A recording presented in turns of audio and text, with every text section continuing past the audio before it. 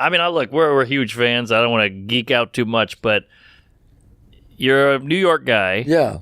Bronx Tale. How the hell do you get that in people's hands? Because to me, that's the hardest part of making in this business. Oh, that was the easiest part. Come on. How'd you get it to them? Well, let me, if you got a minute for the story. We got booze, we got water. I was working when I was 9 years old. I was sitting on a stoop in the Bronx where I grew up, and it was a great neighborhood. I don't want to sound like I lived in this drug-infested ghetto. It was a great Italian neighborhood, And I was on a stoop, and these two cars one car was backing in, the other guy looked like he snuck in behind him. And I'm looking, I said, oh, shit, man, there's going to be a beef now. And all of a sudden, one guy got out with a baseball bat, came over, smashed the window. The other guy, I feel like I'm doing the play here, smashed the window of the other guy in the back.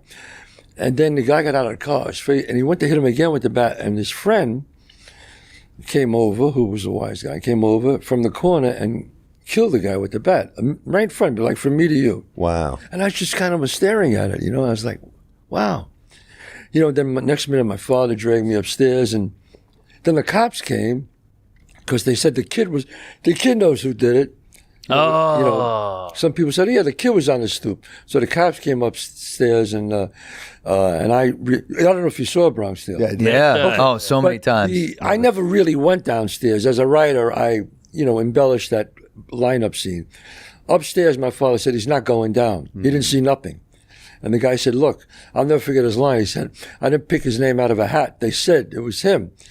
And my father said, he didn't see anything. Did you see anything? And I said, I didn't see nothing, Dad. Wow. But in the movie, I had a bond, Sonny and I, somehow. But the next day, I was sitting on the stoop, and when Sonny walked by, he looked at me and went, like, right. I know you know that I know, but you're a good kid. And that's how my relationship started with these guys. I go get lunch for them, cigarettes for them. So, cut to. I had to tell you that. So cut to 30, God knows, years later, 40 years later, whatever, and I'm working as a doorman. I used to bounce because, as a stand-up comic, you do other things till you hit it. Yeah. Yeah. I was bouncing, and all of a sudden one day I didn't let this guy in, and the guy came over to me and he said, you're going to be fired in 15 minutes, really arrogant. And I said, yeah, sure. And the guy was Swifty Lazar. Now, you guys are too young to know who Swifty Lazar is. He was the biggest agent in the world. Okay. In the world. And I just did not let him into his own party. 15 minutes later, I got fired. Oh, boy. I go back to my shitty apartment in West Hollywood, and I said, look, I've been acting all these... I was in the actor's studio. I just couldn't believe I was in this position. So I said, you know what? If they won't give me a great part, I'll write one myself. So I went to my acting theater, and I started writing about the monologue. And 5 minutes, another 10 minutes, another 15 minutes.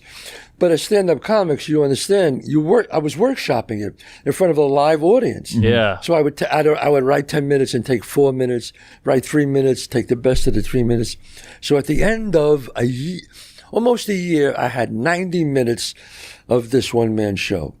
And then I borrowed money off a friend of mine. I put it up, and guys, like you said, how do you get enhanced? It was could you curse here? Could I? Yeah, please. It was a fucking rocket.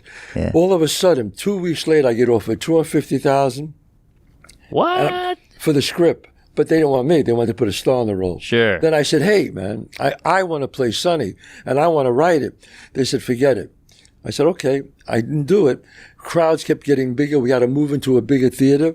It went from $250,000 to $500,000. $200 in the bank, my hand to God. I kept doing it. Then they went to $1 million. And again, I said no. Wow. It's a story in Hollywood. You look it up on Google. Yeah. Finally, after I turned down the $1 million, about 2 weeks later, I did the show. And I get up stage, and the stage manager walks over and says, hey, Robert De Niro, he's in your dressing room. He just saw the show. So I said, oh, shit. So I walked down to my dressing room, and Bob is sitting there. He's like, yeah, So I said, hey, how you doing? He goes, how are you? He goes, look, I know what's going on in Hollywood. He goes, everybody I know in Hollywood wants this, and I know you're getting a lot of offers. He goes, and I know nobody wants to take a chance with you. He goes, but I'll tell you what, I think you should play Sonny. You'll be great as Sonny. And you should write it because it's honest. It'll be about your life. He goes, I'll play your father and I'll direct it. And if you shake my hands, that's the way it'll be. I shook his hand, and that's how the movie got made. Wow. Did you have people at the time, like an agent, saying like $1 million? You got to take. Were they pressuring you? Yes. Yeah. And they pressured me, saying because all the big directors from that all wanted it. Mm-hmm. I don't want to name them because they're friends of mine. Every big director wanted it. And they said, why are you going to Niro for? And I said, why am I going to Niro? They said, he never directed before.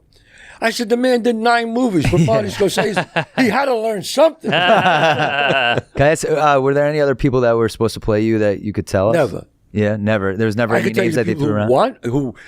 Well, I could tell you who came to see it, who wanted to play. Yeah, would love to, yeah. There was a lot of my friends of mine, man. No, Yeah, there's a lot of stars. Oh. Well, I could tell you the people who passed. Burt Reynolds wanted to do it. Whoa. Yeah. He wanted to do it. I mean, I know Redford was too old at the time. Too Ray white. Sharkey wanted to do it. Yeah, I heard Redford was up for Godfather too, and I was like, Redford? Wow. As a Corleone? Too airy. It's a redhead. Yeah. You know who was the big person up for it? More than Redford? Who? Ryan O'Neal. That was the whitewashing of Hollywood. Ryan O'Neal was the number one choice because he just did a love story. Yeah. Right. I know because I was friends with. Yeah. But by the way, so glad that you played Sonny. I mean, it's unbelievable. Yeah, you just. Yeah. It's the Sylvester Stallone story. It's like, I got to play it. You know, I'm Rocky. Oh my God! Yeah. Imagine if someone else was Rocky. I can't imagine that. Yeah. You know, it works out for the way, guys, it works out. Mm-hmm. You know, and I just believe that people said, how could he turn down $1 million? And I just said, I got to be honest with you guys, after the 250, it was easy after that. Yeah. Because Right. when you got nothing you don't know. Yeah. It's not real. You don't know. It's not real. It's numbers to me. It means bullshit. 200, 500, 750. What is it? Yeah. Okay. So it worked out really great, man.